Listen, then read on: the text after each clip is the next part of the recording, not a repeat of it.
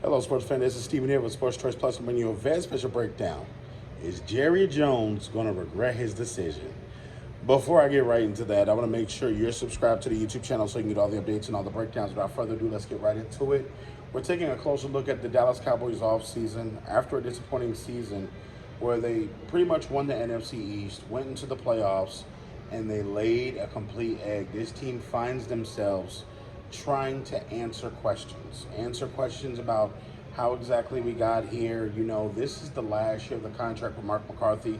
We fired offensive coordinators, we fired defensive coordinators. They've changed positions for players.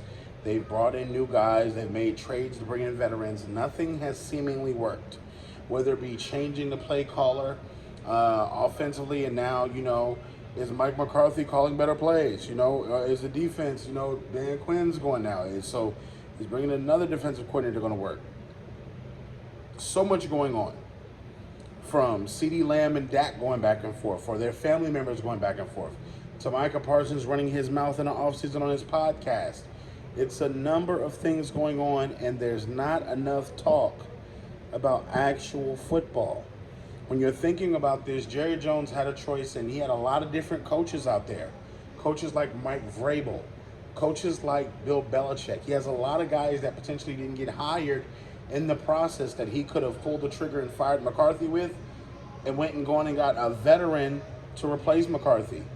You look at a number of guys that didn't get an opportunity, but we're here. This offseason, the Dallas Cowboys have to stretch their cap. They have to make these contracts work. They have to pay CeeDee Lamb. They have to pay Micah Parsons. You're looking at them. Are you going to keep the same wide receiving core that you had? Are you going to keep the same defensive line core that you had? DeMarcus Lawrence is another year older. You know, the cornerbacks for the Cowboys are a little bit older. You know, is Diggs going to come back in the best shape possible? Is he fully healed? You know, it's a number of things that's going on, and you got to ask yourself, is Jerry Jones in full control? You know, Jerry is getting older. He's not getting any younger. He talked about wanting to win a Super Bowl. He talked about that openly. He talked about wanting to bring another championship on this earth before he died. And, you know, they have a limited space cap of cap space.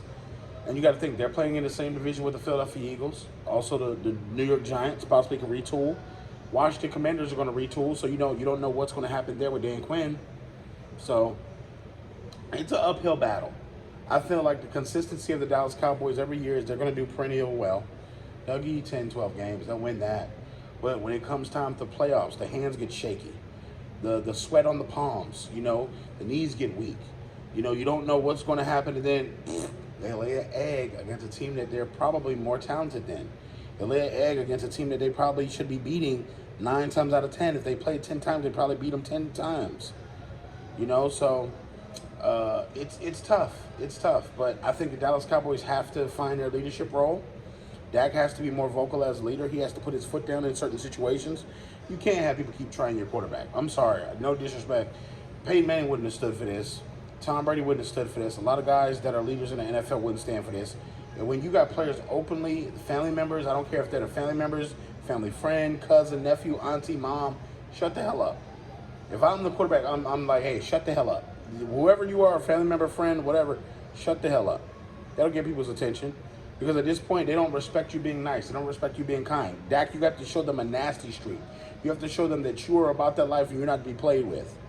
Set the tone. They talked about all in this next season.